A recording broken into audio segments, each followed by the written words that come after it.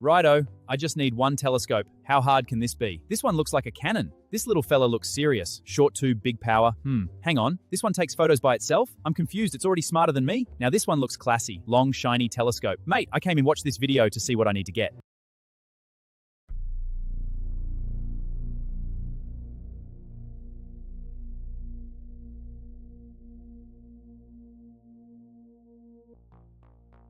Hi, it's Gerald from Optics Central. And if you've been thinking about buying a telescope and you're not quite sure which way to go, then this video should help clarify a few things. One of the most common questions we get is, what telescope should I buy? And the honest answer is, well, that really depends on what you want to do with it. Do you want to do visual astronomy?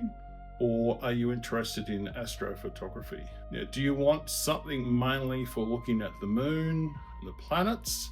Or are you more interested in deep sky objects like nebulae, galaxies and star clusters? Now, do you want to take photos of the deep sky objects? Or are you hoping to capture detailed images of planets like Jupiter and Saturn? Because the reality is there's no single telescope that does absolutely everything perfectly. Every telescope has its strengths and every telescope has its compromises. So in this video, I'm going to walk through the different types of telescopes, explain what really matters, and hopefully this will make the whole decision a lot easier.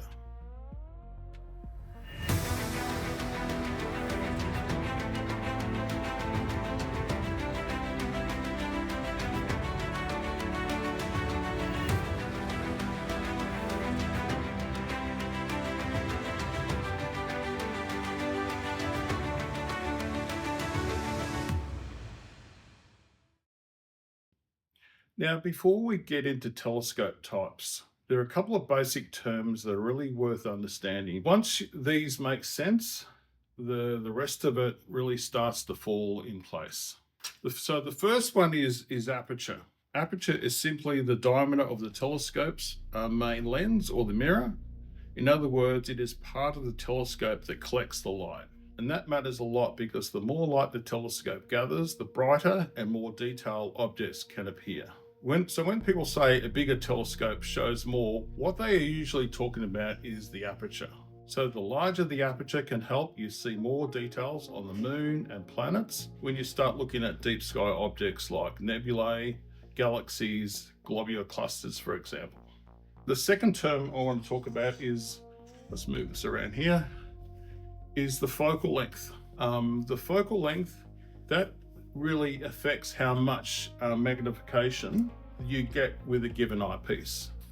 So, in general, a longer focal length gives you a narrow field of view, while the shorter focal length gives you a much wider view of the night sky.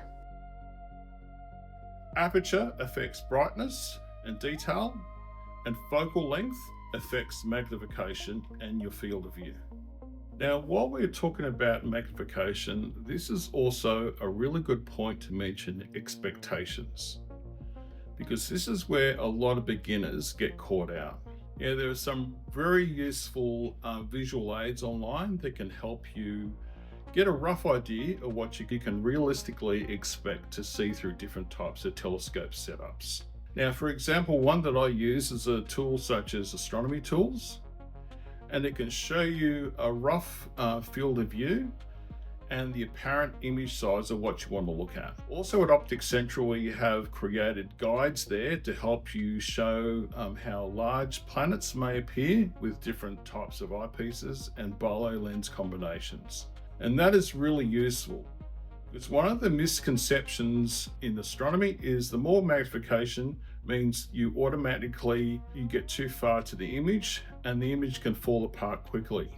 It gets softer if you go too large, dimmer, blurrier, and generally less enjoyable. And that's why on the Optics Central website, you will see a figure specifications table called the highest practical magnification. You really want to stay close to that limit. If you go well beyond it, the image quality usually drops away fast, and no matter how expensive your eyepiece is, if you push past what the telescope can realistically handle. You are not creating more real detail, you are just making the blur bigger. That's a really important thing to keep in mind. Do not chase magnification for the sake of it. Aim for the sharpest and most useful view instead. Let's talk about telescope designs, because this is where people often start feeling a bit overwhelmed. Now, the three we are mainly concentrating on in this video are your refractors, your reflectors here, like the Dobsonian, and your Schmidt-Cassegrains, like this big guy here. These are some of the most common and most relevant telescopes that people are choosing between. Now, a refractor, it uses a lens at the front of the telescope. These are popular because they are usually low maintenance and easy to use, and often give a very crisp and sharp view. A reflector uses mirrors instead of lenses. One of the biggest advantages here is the value you get with them. Reflectors often give you more aperture for the money, which is why they are so popular for visual astronomy. Then you've got the Schmidt-Cassegrains here. They use a combination of lenses and mirrors in a compact design. What makes them appealing is they pack a lot of focal length into a relatively short tube, so they can be very practical while still giving you strong performance, especially on the moon and the planets. Now, there are other types of telescopes as well. For example, the Maksutov Cassegrain. They are another example of compact design and often very good for lunar and planetary work as well. The main takeaway is this: different telescope types suit different goals. And once you understand that, choosing the right one becomes much easier. Now, before we get any further, we need to separate two things very clearly: visual astronomy and astrophotography. Now, this matters because a telescope that is great for one thing is not always the best choice for the other. If your main goal is visual observing, then what matters the most is the telescope and how satisfying the actual observing is. If your goal is astrophotography, then you are dealing with a completely different set of priorities. Now, you need to think about tracking, accuracy, the mount quality, the camera compatibility, the focal length, whether the whole setup is actually suitable for your imaging requirements. And this is exactly where a lot of people go wrong. They buy something that sounds powerful, but is not really suitable for the job they want to do. So from here, let's split it up properly. First, let's talk about the best directions for visual observing. And then after that, we'll move into better options for astrophotography. And that way it makes a lot more sense. So let's start with simple things like the moon, Jupiter, Saturn, maybe Mars, whether it's well placed. Then in most cases, you're going to want a telescope with a long focal length like this. And the reason is pretty simple. Your planets are really small. So the more natural you can get to the useful magnification, the better the view. This is where telescopes like Schmidt-Cassegrains often make a lot of sense for that. And they are compact and they are very practical, and they can be very strong performers on planetary targets. So if somebody was to say to me they want to look at the moon and planets, this is usually the sort of direction I'll get them to start to think about. Not because other telescopes can't do it, but because these designs are often well suited to that job. Now, when it comes to planetary viewing, there are really three things always to think about. Again, first of all, it's about the aperture, because you still need enough light and resolving power to show you some detail. The second thing about them is focal length, because that is what's really going to help reach that useful magnification more naturally and more comfortably. Now, the third thing to consider too is the mount. Even if the optics are excellent, if the telescope is wobbling every time you touch it, that happens a lot, or the planet keeps drifting away too quickly, the experience becomes annoying very fast. So if you mainly want those sharp, satisfying views of the moon and planets from your backyard, then you need to think in terms of the decent aperture, longer focal length, and a good mount that feels nice and stable. And that combination will put you on the right track. Now let's move to visual deep sky observing, because this is where the conversation can change a lot. If your main goal is to look at galaxies, nebulae, globular clusters, and other faint objects, then the aperture becomes a really big deal. And the reason is simple. These objects are often very faint. That is why a Dobsonian, for example, they're going to be so popular because it gives you that aperture. Dobsonians have earned that popularity because they are simple, they're versatile, and they can deliver really impressive views for the money. And they give you a lot of aperture without forcing you into a very expensive, overly complicated setup. And so for visual use, that is a very big advantage. So if deep sky observing is the goal, then your Dobsonian is going to be the way to go. So the Dobsonian deserves to be high on your list. They are so popular. Now, of course, there is a trade-off. Dobsonians are usually larger and bulkier than your small telescopes or your compact and your smart telescopes, which I'll talk about a bit later. But they do take up more room. But if your main goal is visual observing and you want the most impressive deep sky views for the money, Dobsonians are very hard to ignore. So in this category, I think about aperture first, and that is usually where the real gain is.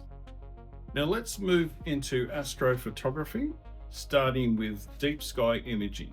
Now this is a point where a lot of people buy the wrong thing first, usually because they assume the telescope itself is the whole story. Well, frankly it isn't. And if you want to photograph nebulae, galaxies, star clusters, and get all those amazing, deep sky imaging, the mount matters just as much as the telescope, and quite often even more so. For deep sky imaging, one of the most common and sensible starting points is a quality small refractor on a good equatorial mount.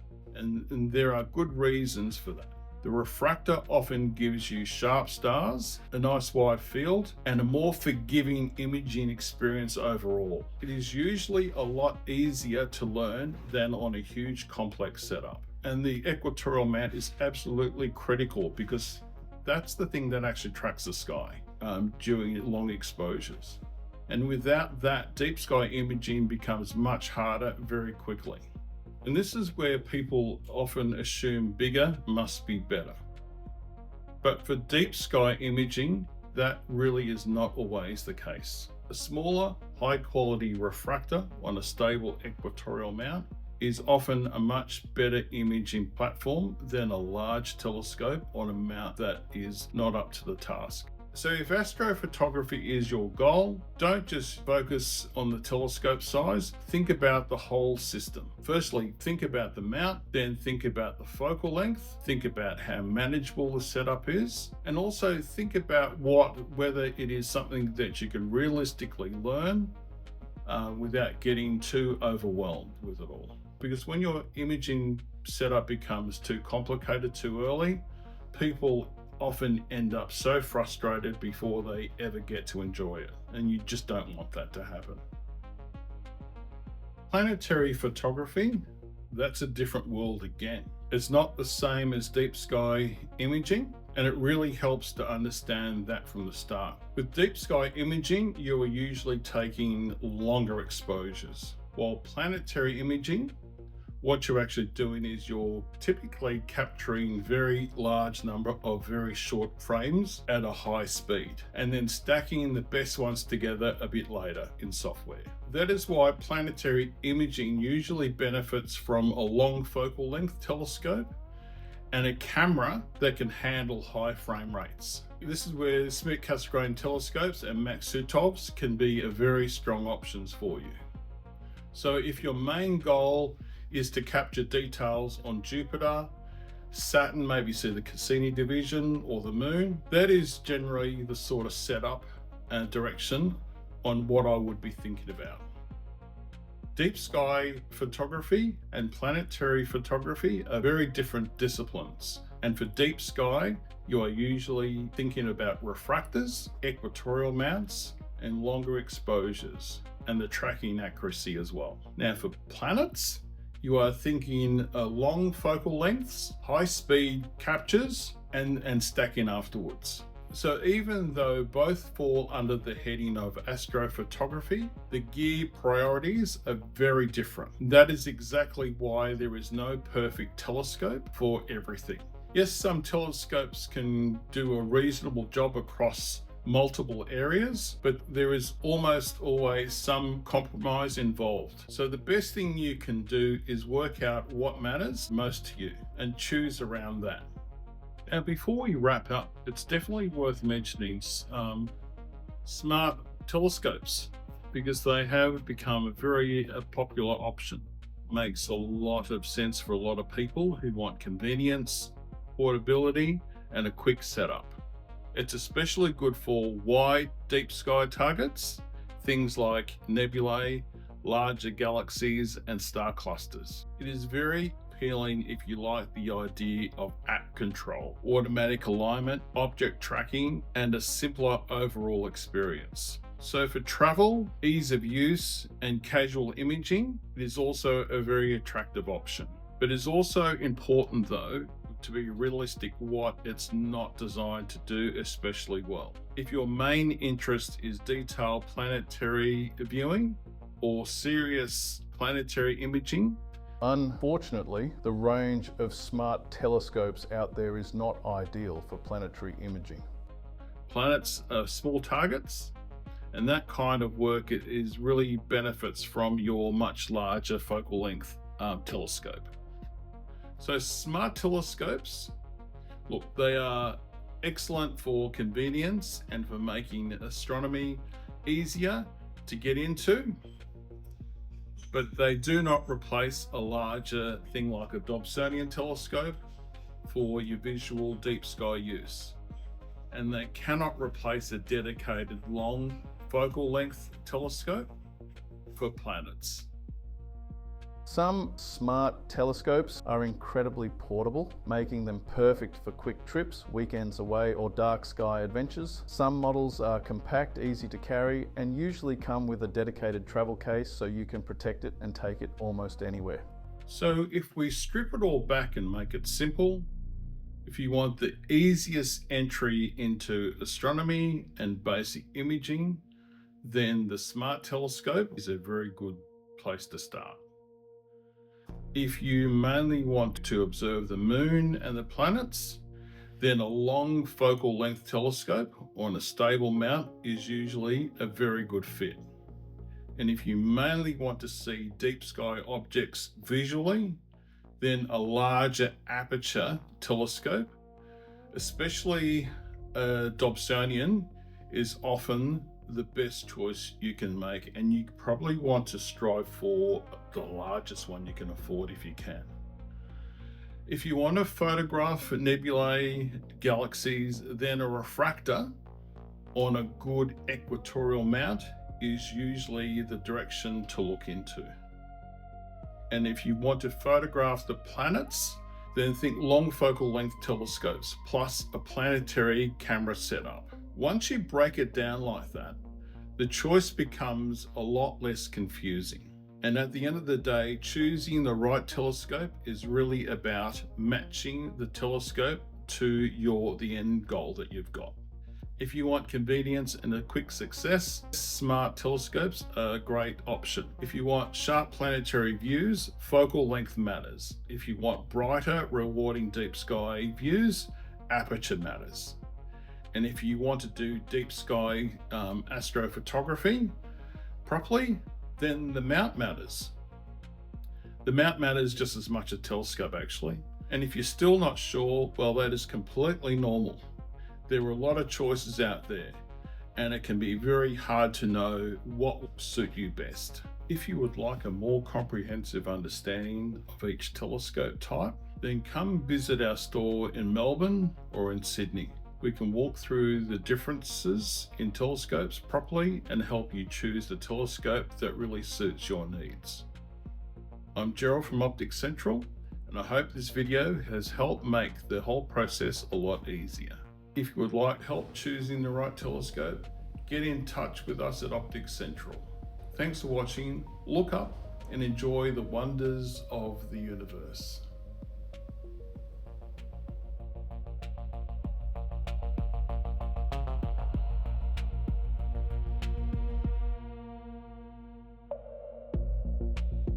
Please subscribe to our YouTube channel, Galaxies. Help support us and also get notified when we share new products, updates, and helpful videos.